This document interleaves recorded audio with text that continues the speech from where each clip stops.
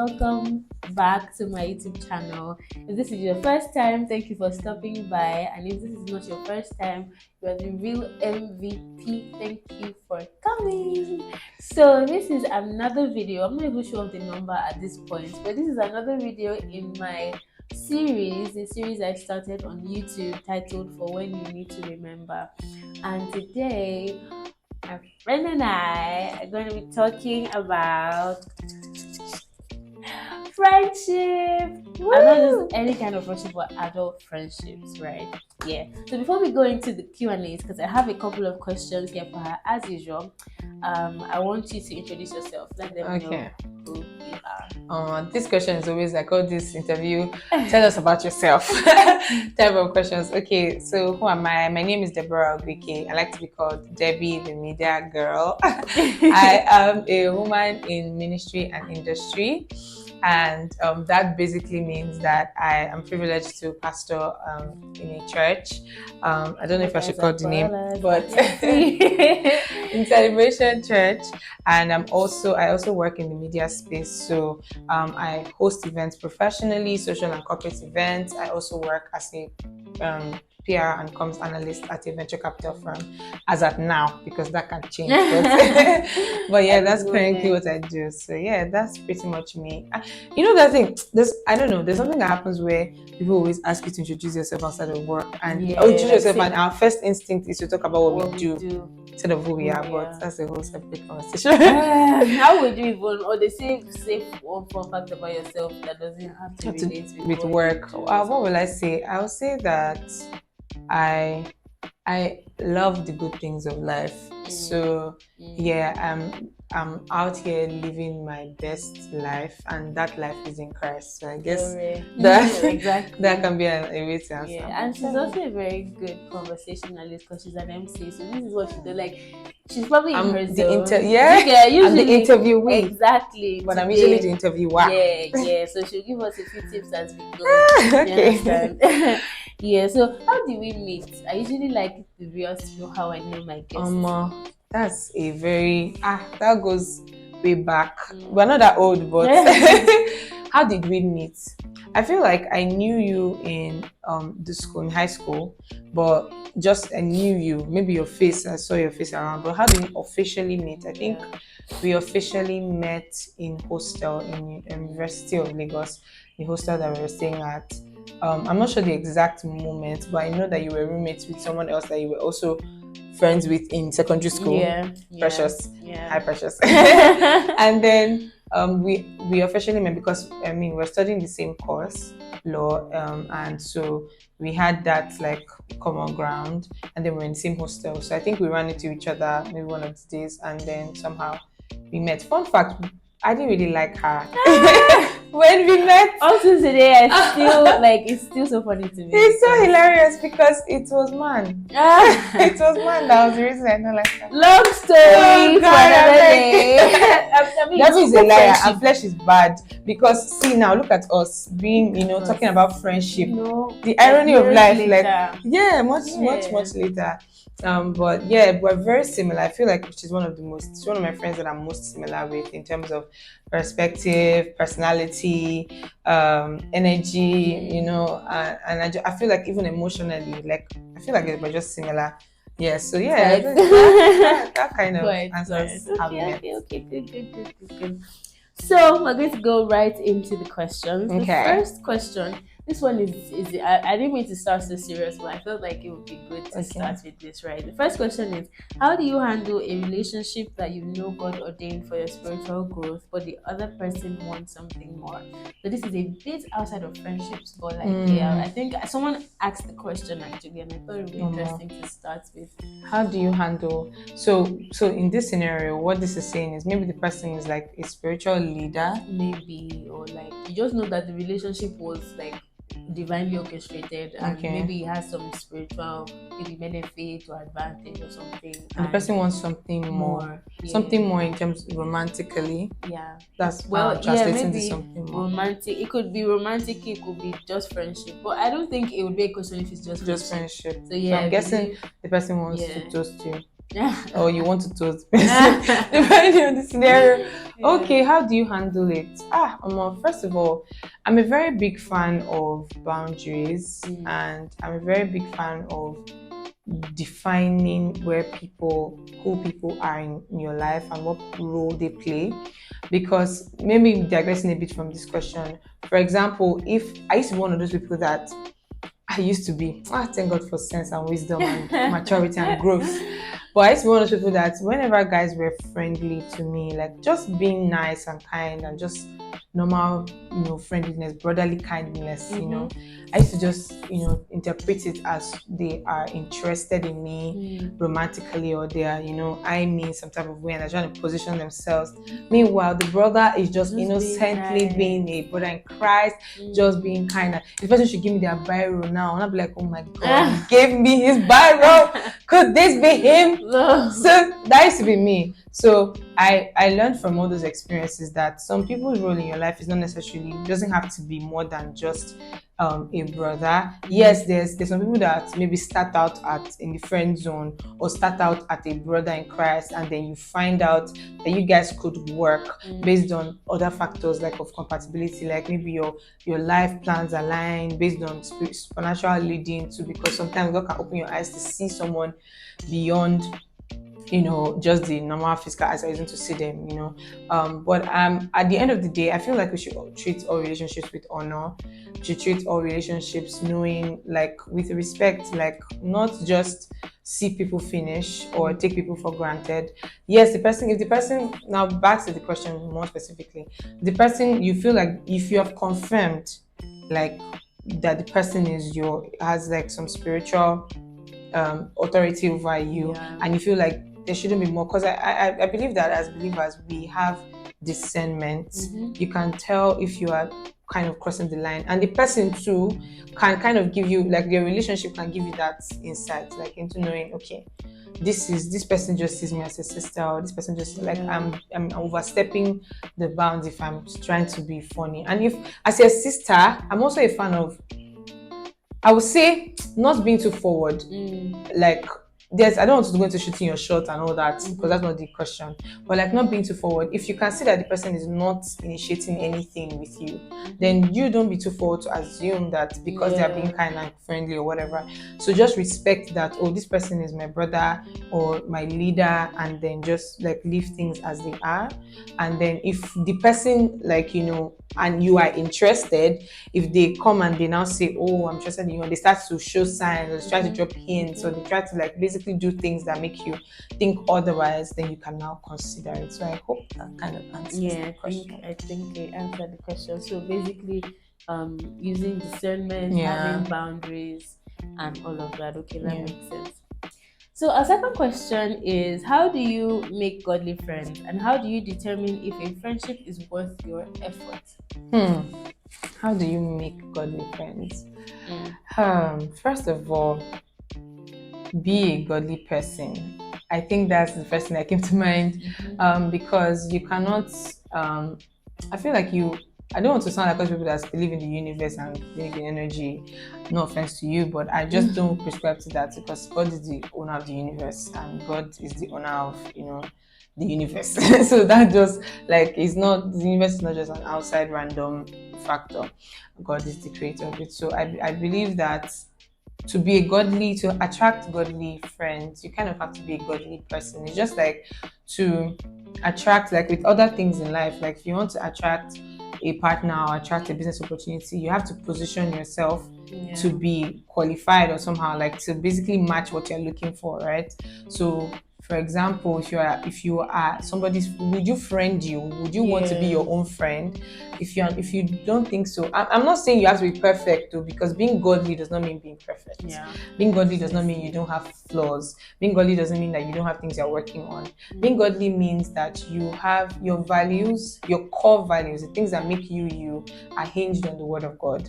Your lifestyle, your perspectives, your conclusions, your convictions, your persuasions, all of that are based on the word of God. And you're not just, it's not just a head knowledge thing. It's not just something that where you can quote all the scriptures.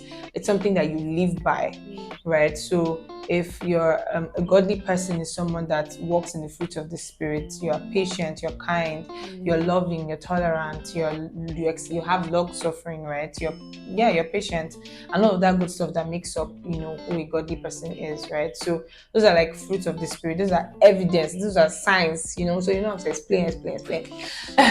Those are signs that you are a godly person. And if you have those signs and you know, have those signs, it will be easier for you to spot those signs in other people. That's one. Two, I think it is what's your environment like? What's your community like?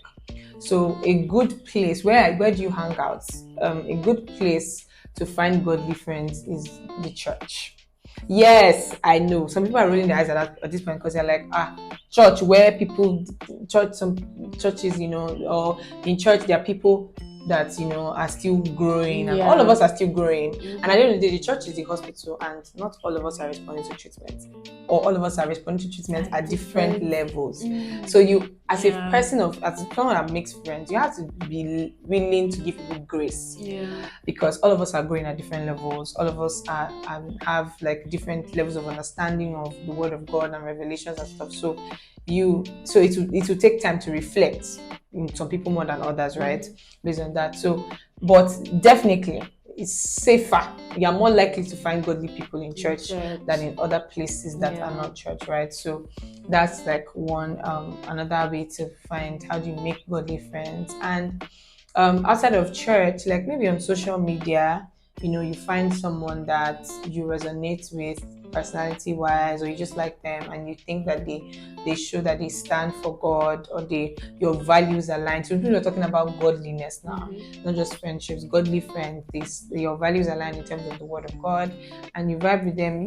I'm really, I don't mind people shooting friendship shots. I know it can be very awkward because a friend of mine, someone I'm close to now, she shot her shots at me, and she literally was like, "Oh hi, this is that we met in the bathroom, funny enough, in the bathroom in church, and we have never really spoken. I knew of her, maybe she knew of me, but we never really interacted, and she kind of just collected my number. It was really like as simple as that, and at first it was awkward. I can't lie, like it was like talking stage. Oh, like relationship talking stage where you're like, you're not sure whether you're not sure whether to text them, to ask them have they eaten, how are you, how's the day going, because it's like that. But eventually, please, if people are hearing siren, just manage. We're in Nigeria, please. We're shooting this from Lagos, Nigeria. So please have mercy upon us. Anyway, so I think you can also like feel free to shoot friendship shots, and it doesn't even have to be like awkward. So what you can even do, especially for social media, is maybe just interact with their posts, comment on their stories, like their posts, share their work. Those things that people they go along with, especially if the person is a creator or the person like has stuff they are doing, and like everybody, you just that intentional effort of taking a step like that. that share your stuff.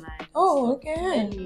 It was from sharing, liking her music, sharing, commenting, and then when we met in real life, it was like, "Hi, I know you," and that was it. Yeah, exactly. So like, it always helps to like break the ice. So you just and the person kind of you become a familiar online handle, and then you guys can talk. A lot of people on Twitter have stories like this. I'm not very active on Twitter, but I know that there are a lot of Twitter folk that they've not met each other physically, but they tweet at each other, they talk, they contribute to conversations on TL and all of that, and then you can so that's pretty much like a good way. So the second, I think it was the second part. Yes, how do you determine if a friendship is worth your effort?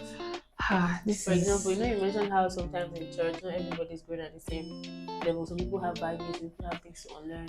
So how do you know that the effort you're putting into to build the friendship is going to be worth it? I'm a very big fan of friendship being a tale of grace, like an exchange of grace, where I give you grace, you give me grace.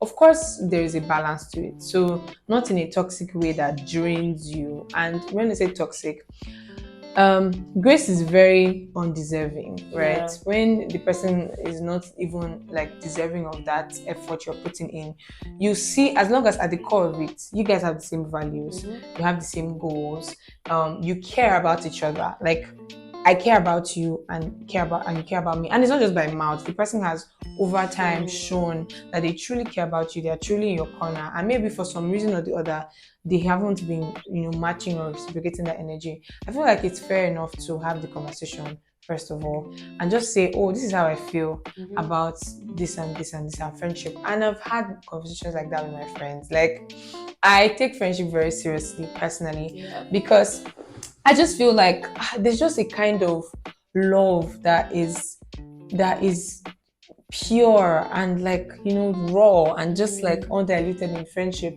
where it's not like relationships where you guys are like, when I say relationship I mean romantic relationships where maybe you're dating or there's a Working talking stage towards and then there's a goal an of end getting from goal. talking stage into dating, and then there's a dating there's the To end goal of marriage. marriage, and in marriage there's so many other goals within the relationship, and there are kids, there's raising your kids, there's you people just fulfilling your dreams together and pushing each other, and there's just all of that commitment that, and there's always a goal. But with friendship it's more like you're just going, you're like, Yeah. it's almost so, it's like it's so beautiful, like there's no um Pressure. pressure as much. So Mm-hmm. it's just like, it's just easy, not like it's easy, but it's just like flowing, like Yeah, it's it's just more, a like, bit oh more fluid. yeah, it's just really like you're just my friend for life. Like that's how I see friendship. So I feel like it's like not one person can have, like with romantic relationships, like you are doing it with one person, two of you are intentionally having conversation.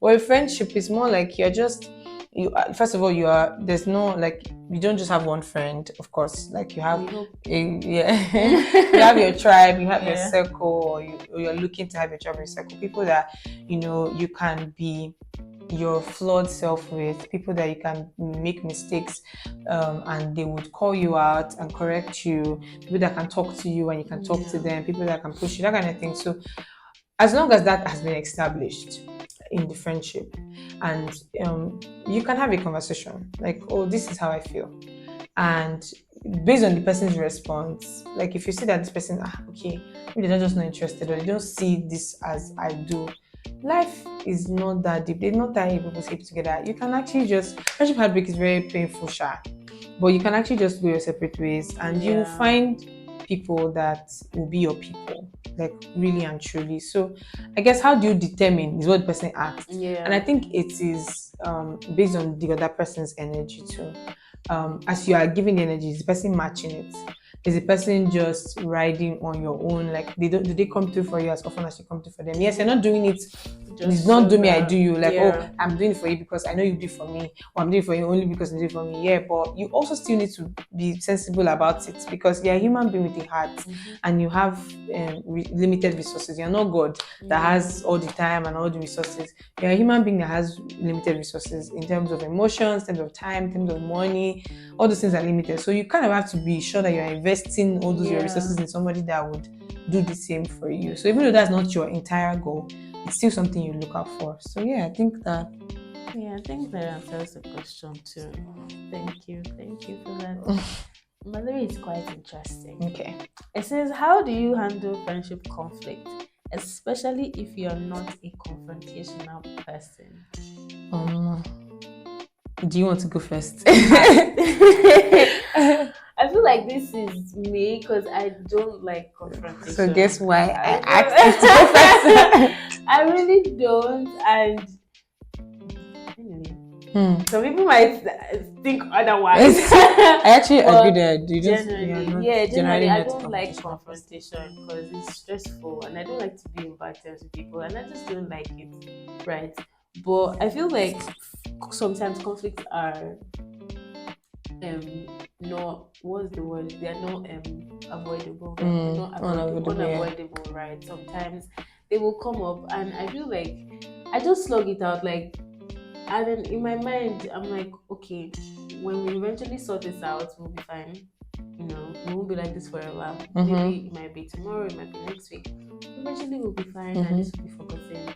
and what must be done, right? Is it apology? Is it conversation? Mm-hmm. Is it adjustments? What let's just shall get it over with, right? Mm-hmm. So I feel like I have different phases in my conflict process. Resolution process, yeah. Yeah.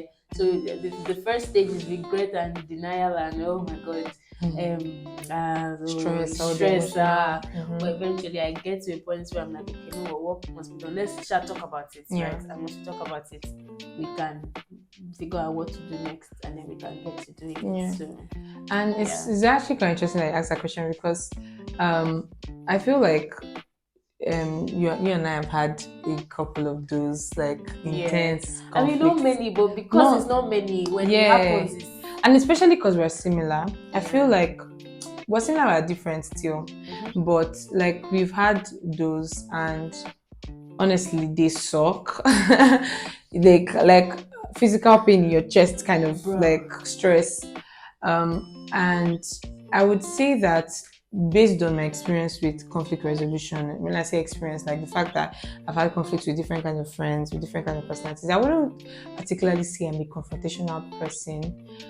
Because sometimes I just want to run and hide and just like move on. But when I know that it will fester, like if I Yeah. don't address this thing, and actually, like conflict resolution is like putting spirit on a wound. Like it's what the wound needs, Done. but it still stings, it For still hurts. But at the end of the day, for it to heal, you need to actually treat that mm-hmm. wound, right? Mm-hmm. So that's how I see it. Like for us to heal, for us to move past this weirdness, we kind of have to have a conversation, right? So one thing I'm learning and God is teaching me is to talk to God about it first. And it's a Mm. recent learning for me because if you leave me, oh, I will go to the person and say, so the thing that you did at that time, I don't appreciate your tone. First of all, I didn't appreciate your tone. Second of all, I didn't like that clinical clinical. I can be like that. And then I will not, my voice, because I'm very passionate, my voice will not be high. Not be like, and before you know, my voice will not start shaking because I can cry. Me, I can cry. Yeah, but crying is my default response to Really, anger, to it's so joy. It's upsetting. so because Like I can't even be angry with peace. I'll just start crying. before you know it, Voice will be shaking. before, Face will and be I'm like, blocked. I'm trying to pass my message across. Tears, please, Yeah, can you wait I'm a not minute? sad here. I'm actually upset. Yeah, But but the it tears is will what it betray you, is. right? Yeah. So I'm learning to talk to God, and this has been a game changer for me. Especially especially with like friendship with my siblings, because there's friendship with your siblings, but that's a different conversation, right? Because your siblings are your blood, but you kind of have to cultivate a friendship with them Yeah. too. But everybody's family dynamic is different, so that's a whole separate thing. But for me, I just feel like talking to God about it first, like God, see, this is how this is making me feel. And either I journal about it or I actually talk to myself. And I know I'm talking to God about it, and I'm like, I don't like that she spoke to me in this way. And it kind of just rewires when I do so. That initial tension, anger, like everything, like that initial discomfort, it kind of just reduces because I've kind of laid it all out to God, Yeah. right? And once I've done that, I'm now more level-headed to have a conversation about it. It doesn't mean I'll avoid it. Sometimes the conversation with God can be forgive and let it go. You don't have to bring it up because friendship, when you're constantly bringing up, like you're constantly bringing up something somebody did, it can be very draining. It can be very like it can just like play on the person's like esteem and the Yeah. person's like you don't want to constantly Now say every become that single guy time that always that has to talk that about something fault that finds always. like oh before you know just like you did this you don't respect me, you don't value me, no, no, no, every time, every two market days you're always having problem with how the person spoke to you, how the person did not speak to you, and how they did not return your call, and how they forgotten you every two working days, only you. God, I It can beg. be it can be very like exhausting when you're constantly bringing up things. So sometimes my conversation with God can tell me, forgive and let this go. Especially when it's not something that is core fundamental to our friendship. If something I can actually let go. But if it's something I feel like if it happens again can still upset me, or if it's something I just genuinely don't understand, like I want to know your end of the story. I want to know what's crossing your mind, so I can understand it from your own perspective, so I can Yeah. know whether we're still on the same page or how we can be on the same page and how we can move forward. So talking to God about it always helps. And then now talking to the person, like how do you deal with conflict? Understanding that conflict is a ground for deeper intimacy and deeper. It's an opportunity for, depends on how you look at it. It's always an opportunity for you guys to know yourselves better. It's an opportunity for you, because imagine life without plot twist, or a film that has no plot Everything is just twist. smooth Everything is sailing, just nice and smooth. kumbaya. Hey, you're just going. There's nothing. I There's mean, films are films because of drama, because of Yeah, conflict, because because of of plot drama. twist, Yeah, because because of life is not you straight. know. Let's be sincere, Yeah. and we're all different human beings with different backgrounds, different ways we look at life. So like it's bound to clash. Like you are bound to have that difference, because what if imagine there were only you. If only you in this world, like Yeah. with different kinds of you, different versions of you, even then, like it will be boring. It won't be interesting. So Yeah. I guess just not seeing it as something that would, always bad. that is always bad. It's not, as long as it's healthy, like it helps you guys handle it well. You have a conversation about it, you talk through it, you're not yelling, you're not using mean words, your words are seasoned with grace and salt, you're doing it with kindness, and just understand that this person means best. This person, like, that's how we've handled it anyway. Like, cause we've had some kind. Sometimes sometimes I'm like, does it mean that our friendship, like, we were not that compatible? And I'm quick to think of endings when I have conflicts with people. In my mind, it's like, it's not the end of our friendship. Does that mean that's the end? Unless I imagine life without the person, and it's like, I don't think I want to do that. And so sometimes that motivates me to, be proactive about solving it. Yeah, sometimes some things are in your head, like some things are in your head, and when you bring it forward and you say, "Oh, this is the conversation," the person goes, you're from where? From 0 to 100. That's not what I was thinking. This is what I was thinking. You're like, oh. Before you know it, is solved.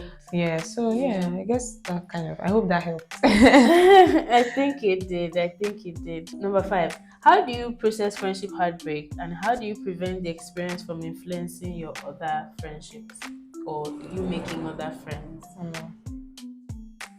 I've experienced friendship heartbreak a couple of times, and I don't recommend. I think for context, friendship heartbreak in this context is when the friendship ends. Yeah. Right?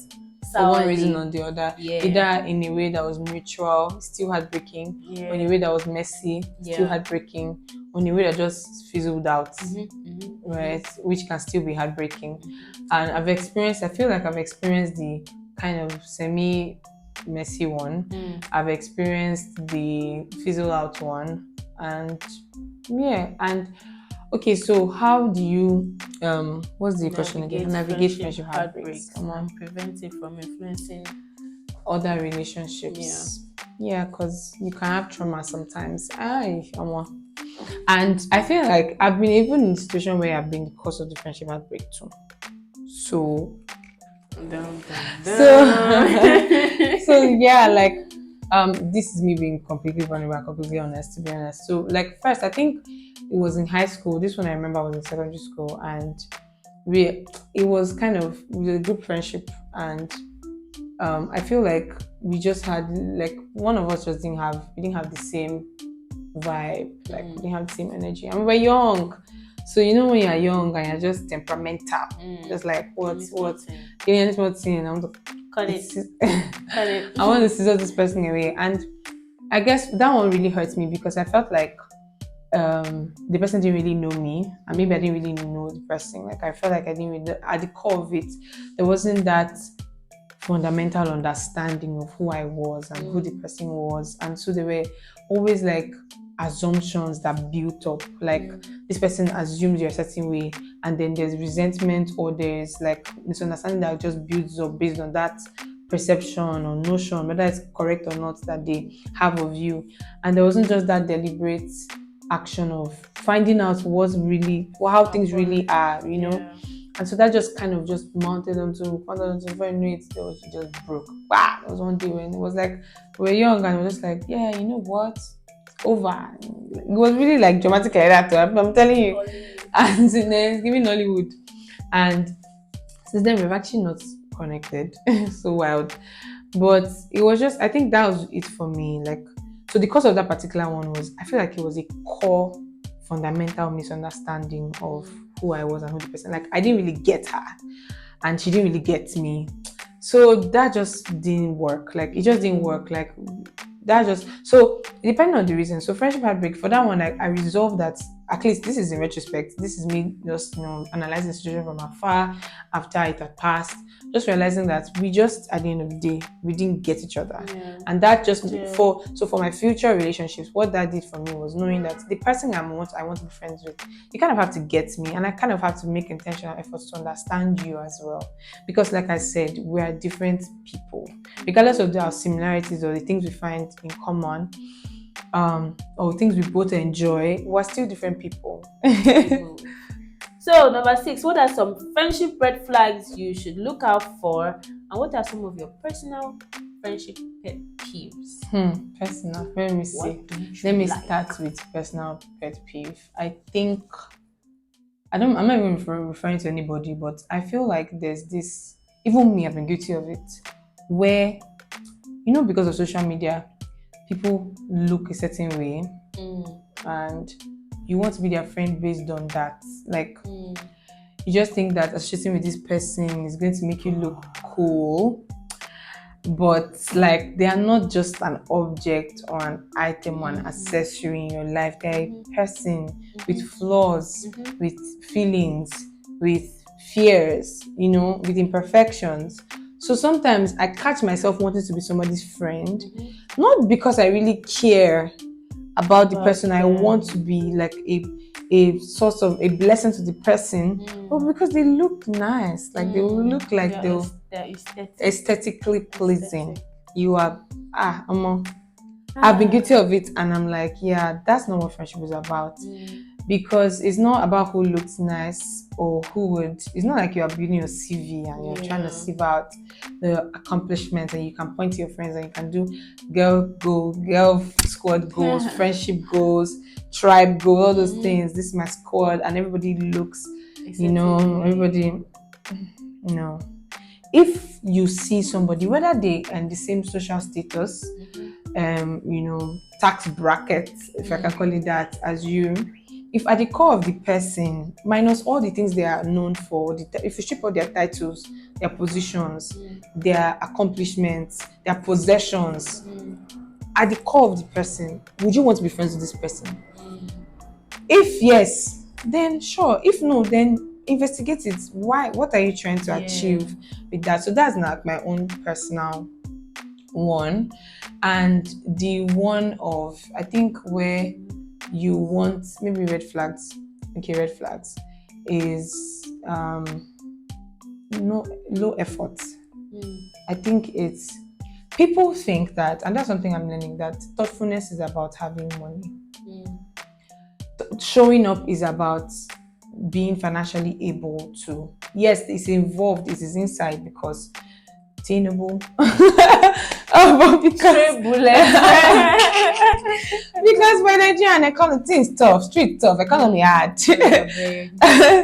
But showing up, thoughtfulness, as the name implies, is about putting thoughts into something. More of your brain. It's more like like than your pocket, your heart, your brain than your pocket. Yeah, exactly. Like that's more what thoughtfulness is. So when even me, I find myself putting less effort, like not checking in, not showing up, because at the end of the day, like our lives are a combination of the people we've impacted. Like at the end of the day, like more than all the things we gain, more than all the things we acquire, more than all the things we gather, like we are working towards, the people in our lives, they matter. Like they matter. They form. I don't know. I don't know how to put it. They basically form. They are part of our lives. Like these things will pass away. Like all the things will change, will transition. Not that people will not move on, but like at the end of the day, like the relationships you have, they're just a part of your life that they won't just pass away. Like, and you always need them. Like let's be realistic. Like let's be real. Let's be for real. We are always going to need people in every phase of our lives, whether it's our single phase, our married phase, whether it's our job hunting phase or our employed phase or our hustling phase or our enjoyment phase, whatever that looks like. Yeah. Need people to either enjoy life with or people that will suffer with, people that will lean on their shoulder, people that will lean on ours. Like, let's be for real. Let's tell ourselves the truth. Okay, like we always need people. So I feel like just put in the effort and don't just be that friend that is like you're just collecting, you're not willing to give. You're just there for when people are there for you, but you're not ready to put in the sacrifice, intentionality, you're not ready to put in the effort. You're just there collecting, Yeah. collecting. Don't be that friend. Don't be that person. What can you give? Even if it's, see, maybe I should list non-financial ways that you can come to for someone. For example, you can share their stuff, especially if you see, the truth is that yes, there's a place for your friends or for you doing things well so that your friends will not be ashamed to share. But there's your friends even still sharing regardless because you will still grow. Like as an MC, for example, to be honest, like let's not lie, let's not steal. I was not always like I was not always great where I am right now. Yet my friends will share, like they will not be ashamed of like of me, of my work, like my things. If I was a makeup artist, for example, and like imagine if like you're not always going to be perfect at drawing brows or doing the foundation or doing the makeup or whatever, but like having people that will share, that will believe in you, that will just believe in you regardless, it's precious and it's beautiful, right? So those are like simple ways, like you can share their stuff, you can refer them for stuff, you can pray for them. It requires effort and time and it's thoughtful because prayers are effective. Prayers always work. You can pray for your friends. Like your prayer can be the difference between your friends' breakdown and their breakthrough. So like so like your prayers go a long way. You can pray for them. You can show up for them for things that you can make a big deal out of the small things, like their birthdays. What are you doing? How do they perceive it? Like how are you expressing your care and your love for them? Is it just by mouth, or are you actually going to show up? Are you getting them gifts? Do you just check up on them, follow up on their goals? Okay, they said they want to accomplish this thing. Are you following up with them? Those are non-financial ways that you can be there for someone. Like if they have maybe a speaking engagement or something, like maybe like when you had the radio thing and I could not be there physically, but I was video calling and I was checking in and sharing, and you know how you host your events, and I always want to either volunteer to MC. That's free thing that does not cost me anything financially. It costs me my time, but financially I'm giving that to her and she needs it.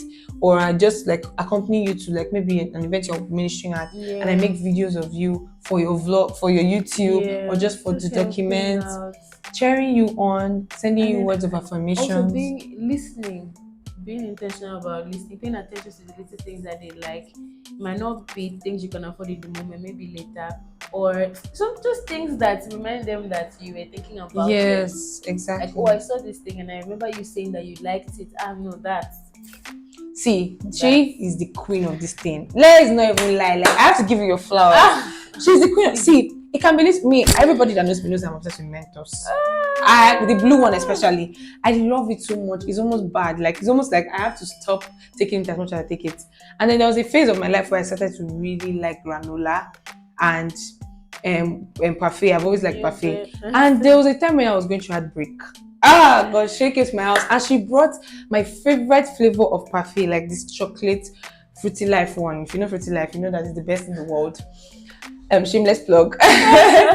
And she brought it and it touched my soul. Then she'll come to my house, she brought like little bottles of granola for me to make parfait by myself. She'll just, if she sees me, she'll just squeeze Mentos into my hand. Like those are things that I'll just like, this is making me like, I was like, girl, you're so sweet. Like I promise you, it's almost like it's sweetness that'll be slapping my mouth. Like they'll be like, oh God, you're so sweet. No, like you're actually so good at it. It's so beautiful. Like, and she is one of the most present friend you can ever have. Like, I would not to be honest, like she's the show up queen. Like she will birthday. She's the queen of planning. If you have a dream that you want to fly to the moon, she will create a 30-month plan of how can we fly to the moon. And it inspires me to do that for her, for whenever she does stuff. Like, so sometimes when I just have this, okay, she's planning this, let me follow up. Okay, how are you promoting it? How is it going? I try to, I actually inspires, and I learn it from you. Like, cause I'm like, if I were the one doing this thing, like hosting this event or doing this thing, she will be on my case. Like, and so I'm like, so, and for someone like you that always pours into people, I always try to think of ways to point to you as well, because let's not be that you are just different. I'm just collecting, just nice. Like I was saying, let me not be a hypocrite, right? And just Yeah. the person that talks about friendship. But if you check our friend, they ask them, they'll say, that Debbie. Do you get so? Yeah, I mean, I really learned a lot about these things from my friends. So growing up, I grew up with adults. So when you do birthday, what's everything when you celebrate milestones according to Yeah. 10, 20, 30. So they don't really remember the little things because they're all busy. Mm-hmm. But getting to uni and making friends with them, we started to celebrate each other's birthdays, and it's just something I picked up, and it just became a big deal to me Yeah. and to all of us, and it just became a thing. So it's like Yeah, they're help very shape your So yeah, values those and red stuff. flags are basically like low Yeah. effort. If someone is, you're seeing that the person is not putting as much effort, and you've tried to have a conversation, you've tried to amend things, you've tried to resolve it, to just understand where they're coming from, and and a red flag also is like a lack of understanding. Like you cannot be your friend yourself Yourself. around this person. You cannot be yourself around this person. You always have to put up a front. Like you always have to wear the best clothes. You always have to look your best. You're always You always, uptight. yes, you always, It's almost you just like you're have, always faking it and yes, stuff. you're not really yourself around this person. Either like, even like maybe financially you spend more than within, you live within outside of your means because of this friend. You're trying to keep up, Impress. you're trying to Yeah. impress, you're trying to keep up with this person.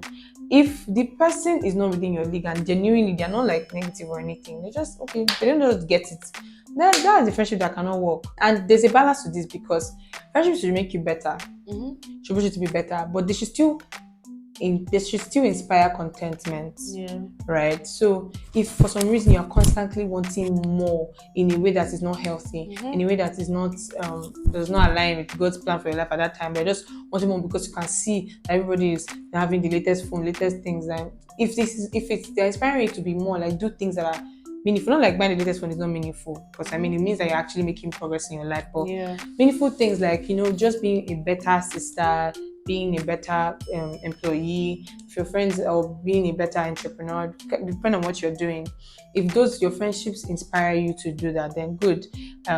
We shouldn't like be friends with people that are just okay with just lax about life, trying to, no No driven, vision, no they don't, drive, no, no yeah, ambition. no ambition, no goal, no vision, nothing. Just on vibes. There's a place, because we talk about friendship. I feel like there are different levels. Not that we've even entered that.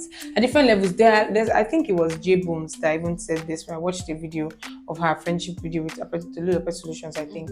About, she mentioned it, and I resonated so much with it, because I struggled with this initially, because I was in a lot of group friendships, right? And group friendships have their dynamics, because in a group, like, yes, we all care about each other collectively and we all love each other collectively, but it is difficult and like not very practical to maybe be 6 people or 8 people. Let's say you're 8 people in a group, to have like the same level of closeness with each person, because it's not easy. Everybody has different schedules, and it's just tough. So it's okay to have, even within your group friendships. This is something I learned, because me, I was struggling with, I can't even lie. Like, if she tells me something, because we have a group friendship. If she tells me something that she just meant to tell only me because she's still processing it, then me or before I was just gonna tell she tells me, I go and announce it to the whole group, and she'll be like, I don't tell the whole group. I'm like, we're all friends now. We're all girls. And it's like, yeah, I get it, but like,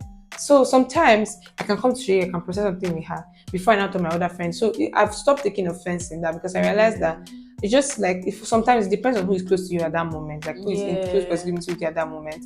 Sometimes it's also just like you have your people that you just that they were the ones that they're you were talking to when you of like sharing. Yeah, and there's some people that you genuinely just like you reach to tell first. Maybe You because or you you feel like they understand yeah, better, or talk you guys with have her. just yeah, you guys have just a similar way of processing it, and you are still in the phase of processing it before you now like talk about it with your good friendship. This is Yeah. group friendships, right? This is another aspect. So it's okay to have like different layers of friends. It's okay to be the person that is just there for people, but you people are not necessarily friends. Like just knowing the role that people place in your life is so important Yeah. to reduce your expectations, That. to manage your energy, to manage your emotions, for you not to be experiencing heartbreak every 2 working days and be disappointed every 2 working days. So you can, because there's a level of entitlement in friendship. I believe there's a level of Yeah. entitlement in friendship. Like once you are close, I'm entitled to your information. Like it's not in a way that is, but like we are close. Yeah. So Not I just for just sake. yes, not just for gist sake, but accountability sake, for us to check in sake, right? I'm entitled to okay, knowing how far with this,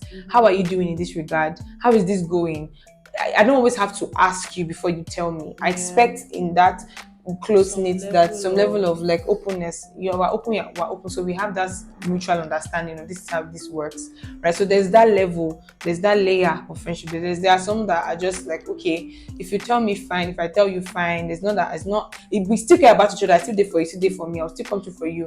But there's just that level of okay, like it just helps us manage your expectations. Like you know that this person, Yeah. you're my friend, but I will get it if you cannot be. But there's some people that I will not get it to. Ah. Where were you when did you Why get? didn't you Why tell me? didn't Why you didn't you come? call Why me? didn't Why you didn't show you? up? Why didn't you? Yeah. Why aren't you there? Why Like did this happen to you and I did not know? Lots yeah, of and why did this happen to me and you did not reach out? Or yeah. did you get like Yeah. there's that too. That's my own take. So I guess like understanding the place, the role they are, the place, their position in your life helps you to even know which one is a red flag, which one is a yellow flag, which Yeah. one is I a need to stop work sign. Like on. you know what, get out, everybody should get out. So yeah, Yes. that's just yeah. Okay. Okay. Good. Good. Good. Good. Good. Okay, so let's quickly touch on this one. Can people with contrasting personalities and tastes be friends? And how do you advise that they navigate this?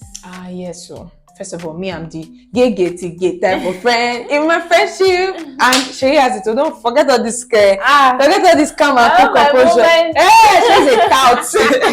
She has it inside of her in one corner like that. So sometimes, like she and I, we have similar energies. Like if we're in a concert, she's the person that will jump with me, the person that will be hyping, will be dancing, that kind of thing. And then I have some other friends that are not as, and this is something I also learned because I have a friend that is an ambivert. Like she's in the middle. She's extroverted when she's with people like she knows, and even when people that she's like just a bit familiar with, and she's can be introvert, she can still want her own space. But I have a friend that actually has to charge her social battery, like to be able to interact with people in an excited way that does not seem like, oh, I don't care about you. Like so, I learned that that's not like that does not speak to our closeness. It's not something personal. It's not like she's not trying to give me an attitude. It's just like her personality. And I've learned to navigate that. So that personality also plays in maybe how she expresses. So for example, I'm a very expressive person. I process things better when I talk about it. Yeah. But she's more like an internal person where she takes a while to like to communicate or to express how the thing is doing her. She would have had to sit down on her own and process it before she even talks to you about it, right? So I've just stopped taking that personal. Like, why didn't you tell me? Because before I'm like, why didn't you tell me? That's me. I cannot expect from someone how I would behave. I can't expect that exact same because we're not the same. As long as I know that, like, I understand your personality, I understand, and it's over time, like, to be honest, like, and it doesn't mean that we can't be friends, because initially I struggled with this. I thought we were not compatible as friends, and I'm just like, yeah, you know what, she doesn't just like me like that. But we actually had conversations, like, weirdly, we had conversations where I was like, yeah, you know what, and when she assured me, like, so you see that extra when it comes to friends, like, when she, like, says, like, I want you in my life, like, I genuinely want you in my life, and I say, okay, because sometimes I'm like, I don't know, I don't feel that way because you're not expressing this, and I'm not sure whether you like me as much as I like you, or you're interested in building this friendship as much as I am. So sometimes hearing that reassurance, because I'm a words of affirmation person, even in friendship, even though I'm a gift girl too, please send me gifts. Send me the dollars, I love it. But I'm very big on words. I'm very big on you communicating. I'm very big on assurance. I'm very big on just being reminded of how much I mean to you, so that I'm just sure that I'm even doing well in the friendship. Like if we're evaluating it, assessing it, like I'm doing what I'm supposed to do, like I'm giving the energy I'm supposed to give, and all of that. So yeah, so navigating this is really just having conversations, learning the person, because different situations will come up that will reveal different perspectives. So based on that, you can now tell that okay, in this situation, this is how this person will respond. This situation, this is how I would respond, and all of that. So yeah, like just not taking it personal, not making it everything about you. Like understand that this person is a whole human being with separate views on life and separate things. So just learning that, and of course, like knowing when, like, so even though the person has a different personality, doesn't mean that they will not be like, I'm an introvert, so I cannot go out. Even if I invite you out, I cannot go out. I'm so introverted, I can't go out, I can't come out for you. Yes, your personality like that, but you should be able to make a compromise for your friend if you care about them. And if on the other way around, where I'm always like, I want to go out, I want to go on an adventure, I want to experience something, I should be okay with saying, you know, let's just stay in, let's just not go for that outing. Let's just be in the house. Understand? We don't have to go. And I'm not going to take it personal. I'm not going to hold it against you. But even though like I'm extroverted, you know, I'm not going to take offense if I'm the only one on the dance floor dancing and you're sitting down in the corner. But like the energy is that maybe you are videoing me because I like those types of things. Like so just understanding that whole being able to meet each other in the middle and making compromise where need be. So yeah. Yeah, that makes a lot of sense. All right, 2 more questions. How do you navigate a long distance friendship? I hate it. Let's be sincere. Can we just live in the same estate? Let's just buy an estate. I'm quite dislike it as well. Like I just want us to buy an estate. Generally. Like imagine a world where we have an estate, the radical estates. All of us are just living together, like living in the estate. We have different houses. We're living in the same estate. If my salt should finish, if my matches, my gas should off, I go to your house and I take your gas, I cook, or I carry my pot and I cook the remainder of my soup in your house. And our children, when we now have children, or like when I'm just like having a bad day and I won't lie, you. Sometimes close proximity can be annoying. Yeah. Too close. Sometimes. There's sometimes maybe it's because I'm ambivalent sometimes, where there are some particular times I will want your space. Sometimes, and they say it doesn't mean that I'll be. It doesn't mean I'll be in your house 24/7 now. Yeah, I'll that have sense and respect myself. But the estate part, like you'll be in your house, but like I know that you are right there. By. Because when we were in school, wasn't more easier. It was better. I mean, the max we were broke, sharp.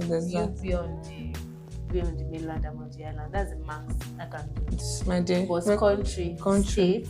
Continent. I'm doing country and continents now, bro. We're doing country and continents now, bro. It's annoying. It's Tinubu I blame. I just need again. To go, okay, 20k.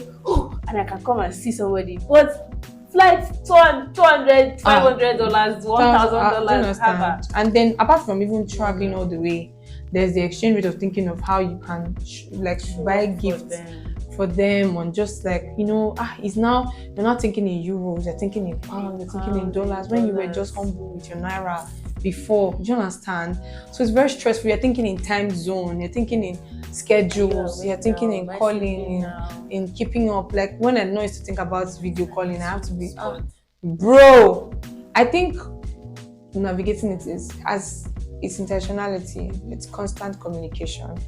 It's constant communication. Like that one is a non-negotiable, especially when you people, maybe you didn't start out as long distance and you transitioned into long distance, and or maybe if you were always long distance, it might not have been so hard because you kind of expected that, you know that these were the terms in which we signed this contract, terms and conditions.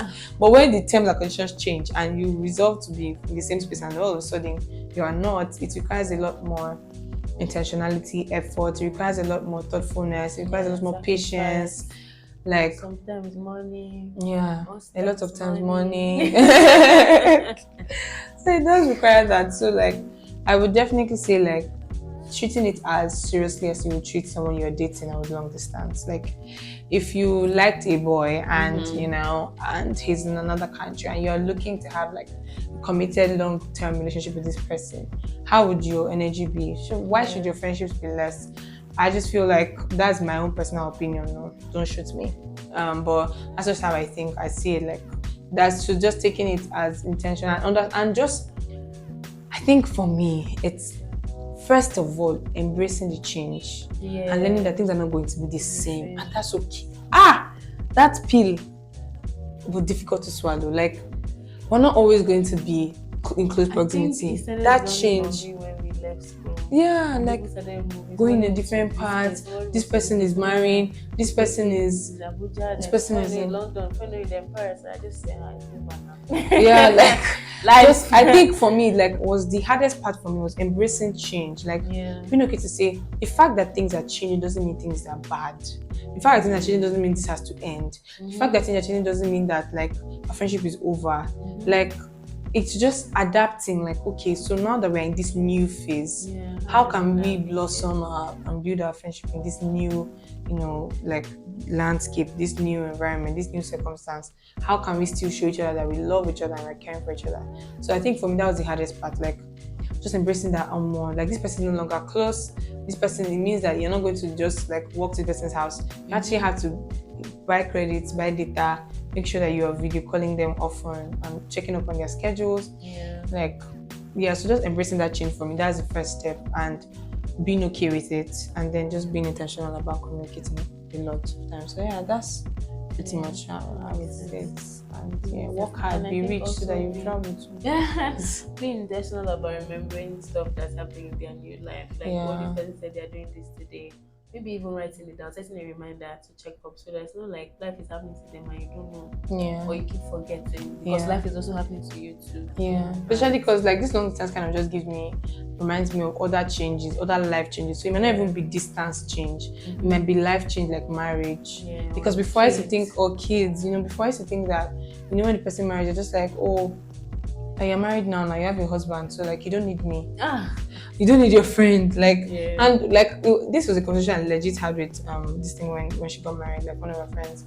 Like, she was like, how? Like, I don't understand. How won't I need you? Like, I need you even if I have my husband. My husband is not the only person in my life. So like, just learning that there are new changes that come with that. The fact that you have to consider the person's partner now. You're no longer considering only them and like wanting to invite them for everything without understanding that they have a husband, they have a wife to think about. Do you understand? Like, knowing that there's that change and there are effects and consequences of that change. Do you get? And being okay with it. So, for example, even if the change is like school, maybe it's distance, like understand that they now have a new school schedule, they're trying to excel in school. They're not going to be able to call them at odd hours like before. Like, it's not every time, even if it's once in a while, you get like, it's not going to be a constant thing again. Some of the things you used to do before that used to be constant may not be so constant, but just creating new schedules around, still showing with that just same heart of I'm here for you. You get? So yeah, that's pretty much that. Woo! Okay, so our final question: what would you like our viewers to remember from this episode? What would I like? You said a lot. I think just watch the video again. There's also that. I think for me, it's remembering that I want to say love is a fruit of your spirit and not just an emotion. So even when you're not feeling like you like your friends in the moment, like, love is a decision you make to commit to this friendship, right? This is in regards to friendship. Loving someone is loving them into wholeness, loving them into becoming who God wants them to be, loving them into, like, loving them means pushing them to be better. So like, loving your friends intentionally is so important. That's just something I want you to remember, that I feel like you cannot give what you don't have, right? So just constantly enjoying and embracing the love of God for you would help you like walk in that love and compassion for others. So if you notice that you're on a shorter fuse, you're getting more upset, you're getting angrier faster, maybe it's because you're not as connected or as conscious of the love of God for you. Maybe there's the missing. Maybe you need to now go back and just like remind yourself that God loves me, He died for me. So like, I'm able to love this person, I'm able to forgive. So yeah, I think that's what came to mind. So that's what I want you to remember. Well, I want you to remember that friendships are oftentimes worth it, and they are kind of like a reflection of almost everything because they say to excel in a romantic relationship, you have to be excelling in your friendships, right? It's the same fruit of the spirit that you display there, that you display there. And sometimes, like she said, it's a reflection of your relationship with God or your understanding with God. So in a lot of ways, friendships they are a huge part of your life, right? And so God cares about it. God cares very much about it, your friends and everything. Number two, friendships are supposed to help you get better. Not everybody will be your friend and be your friend forever. You know, some people are friends for a particular season, and then, like she said, change is okay. Change will not be a bad thing. So, I think one last thing is put in the effort. And I'm saying this for myself as well. When I watch this video again, to like put in the effort. Don't just make excuses. Don't be lazy about your relationships with people. Be intentional about it. Like, let them know that they matter to you. Show them that they matter to you, whether it's convenient or not. And it's okay to evaluate your friendship. Where do I stand? How is this going? Like, how do you feel about me? Like, how is our friendship going? It's okay to ask. You know, your friends will say, but it helps you to measure how much of an impact you've made and how you can improve. So and I pray that you find your tribe. If you're watching this and you don't have one, and you're just like, no, another friendship video again, when I'm still struggling, I pray that God sends the right people your way. I pray that God, uses people to show you how much He loves you and how much He sees you. And I pray that you become all that He wants you to be, so that you can even spot the people that He wants you to do life with. In Jesus' name. Amen. Thanks for having me. This was so therapeutic. I know. So you have come to the end of this video. Like, share, subscribe.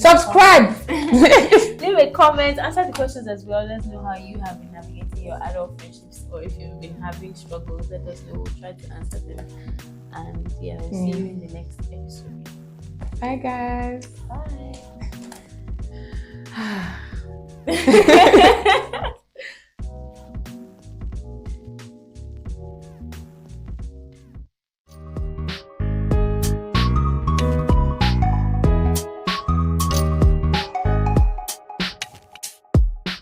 Part, not the whole question.